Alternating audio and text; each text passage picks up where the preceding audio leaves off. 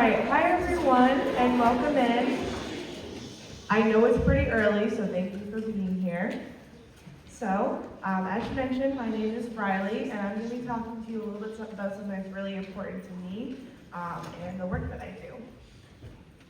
So, just a little bit what we're going to be going through. We're going to do a little introduction about me and my connection to autism. Then we're going to go into vocab, stereotypes, functioning levels. We're going to talk about the R slur, don't say it, and then we're going to talk about some symbols. And then we're going to talk about Autism Speaks, and then positive organizations you can support, and then how you can be supportive. And then I'm going to leave some time open for questions. So if you do have questions, save them for the end, and I would love to answer them right after. So a little bit about me. I graduated last year. I am now at Middlesex Community College, and I was the captain of the IAX high school cheer team, and I was also a thrower in track and field. I was also the chief of staff of IAX High School Student Government, and I'm currently a film major and a working artist. A little bit about autism and myself. I was diagnosed when I was 10 years old. I was diagnosed late. Most girls are diagnosed late. And I've also been a longtime autism advocate. I've done a lot of projects within IAX and out of IAX. So you've probably heard of me if you were in 8th grade specifically, because I did come a couple of years ago. I also founded Art Thou Neurodivergent, which is an art gallery dedicated to the lives and stories and artworks of neurodivergent people. Here are some pictures from this year's event. We had 12 artworks in and 9 artists were shown. If you're interested in seeing my work, one of mine is the really bright and colorful one in the top left. That one's mine. So first we're going to go into some vocab. These are terms you're going to hear me say a couple times. Neurodivergent just means when someone's brain processes, thinks, or learns differently than what we think is typical or normal.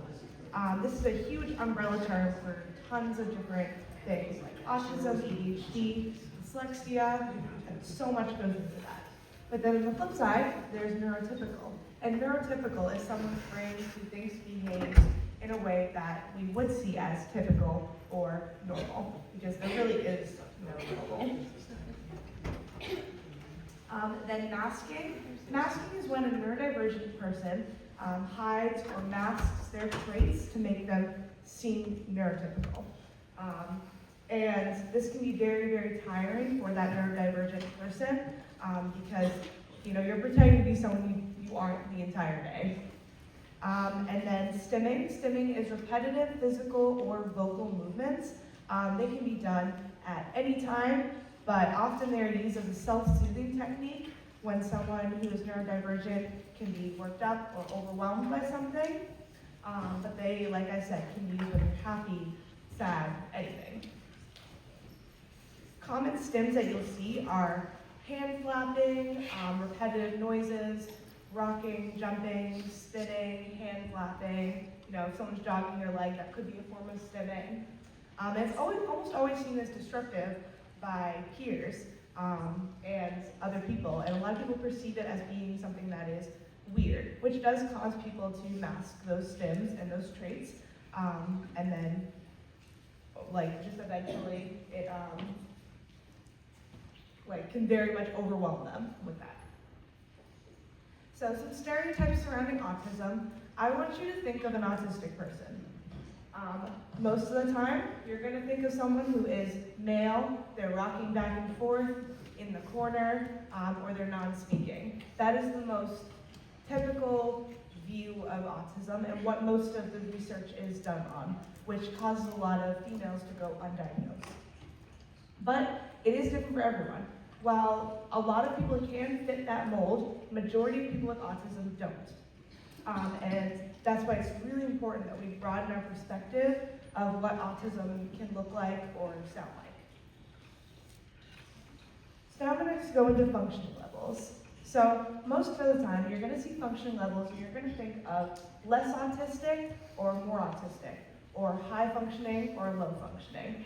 And we don't want to think like that. Instead, I want you to think of it as more of a pie chart as represented up there. Whereas every single autistic person has a different pie, and every slice has a different level of traits. So for example, someone who you might consider as high functioning might have a difficult time with eye contact, while someone who is low functioning might be excellent at it. And here's why they are harmful. They're both harmful in their own ways. For high functioning, it makes people seem like they are more capable of living an independent life, but then they're also losing access to a lot of treatments and a lot of support that they may need for it, because people view them as being less autistic than other people. But then low functioning people, they're often seen as being unable to live an independent and full life, which is not the case. I know so many people who, are seen as low functioning, but they are so independent and so full of life. And they're often seen as more autistic, which makes them feel infantilized because, you could have a peer who is the same age as you, and who is seen as low functioning autistic, and a lot of times people treat them younger than they actually are, which leads to them feeling very much excluded from their own community. This one I was going to skip. So we're going to talk about the R slur. So the R slur, like I said, don't say it, but look at the history of it. So it was originally used in a medical context for disabled people, but after we switched out from that, it was quickly turned into a way to call people slow or stupid. And people are usually unaware of the history, so I hear it a lot, just in general, especially now autism has become definitely a big punchline for a lot of jokes. And when I was at IAX, I heard it a lot, I've heard it in the halls, and especially just with this generation, people are pretty much unaware of where it comes from. So now we're going to go into logos. So the most common logo that you're going to see surrounding autism is typically the puzzle piece logo, which that's really bad and outdated to autistic people now. It kind of shows that there's something missing, or that we need to find the missing piece that we need to fix something about it. And it's also connected to Autism Speaks, which I will touch in soon, but that is not a good organization. And the infinity symbol is now the new symbol for neurodiversity as a whole, but it's most commonly used with autistic people. And it shows that autism is a lifelong thing, and it can help people embrace themselves and accept themselves. So, here's this. And see how bad and ugly it is? We don't want to see how pretty that one is? But you can probably see it I put it in the beginning of the slides. But this is what we want to use instead. So now we're going to talk about Autism Speaks. So Autism Speaks is an organization that aims to help autistic people. That is their goal and their families, but that is not the case. Only around 1% of their funding actually goes towards helping autistic people and their families. And there are 28 board members, with one of them being autistic. And you cannot represent the autistic population without, autistic people at the forefront. And their advertising budget is typically used to portray autism as negative or bad. And that brings up a lot of stigma around it, and it makes more barriers towards inclusion. So instead, here are some positive people who need support. So this is Chloe Hayden. She's one of my personal favorites. I grew up watching her on YouTube.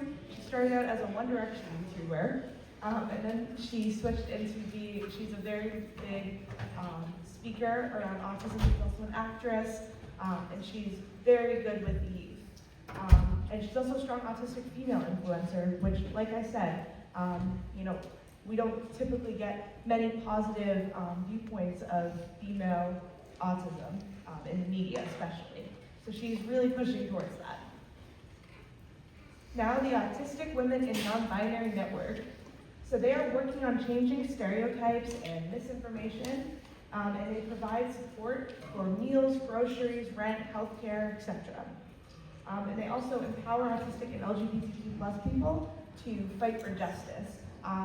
They bring them to rallies and marches and political hearings that they otherwise would not get the chance to go to. So next is the Autistic Self-Advocacy Network. So they're a nonprofit that is fully led by autistic people, and they work a lot in the political field to create an inclusive society. They work directly with state governments to push for bills and laws that support autistic people. And they also hold leadership workshops for disabled and autistic people because, you know, it can be very hard to learn the skills to be able to self-advocate for yourself or for others or just be a leader in your community. So, how can you be supportive? There are so many ways you can be supportive, and it doesn't have to be in a huge, grand way like I am. You don't have to come up and speak, but you can just correct people when they use incorrect language surrounding autism, like functioning levels, or if they say counselor, you can educate them on it. And you can also create a safe space for your autistic friends and classmates. When I was in middle school, I had a really, really hard time finding my place and finding my people. And it was very hard for me. I never really felt like I had a place where I belonged. And you know, as I got older, you know, I had people in my life who did create that safe space for me, and it completely changed things for me. So even something as small as inviting someone to lunch who typically might sit alone, or you know, you notice that you know they don't have as many friends, that can be just as helpful as you know doing what I do, which is like speaking. And then just in general, it doesn't have to be with people who are autistic. Just speak up when anyone's being mistreated, because that's the only way that we can fix the stigma around autism or just people in general. Okay, so I want to thank you for listening to this. I am going to open it up now for questions. First, can we thank Rylie?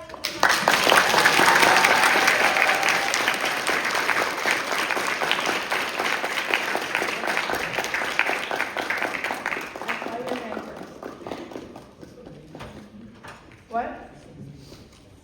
The meaning of the slur? Well, so like I said, yes. What? Okay, so it can be like many different things. It's typically something that is used in the context of dehumanized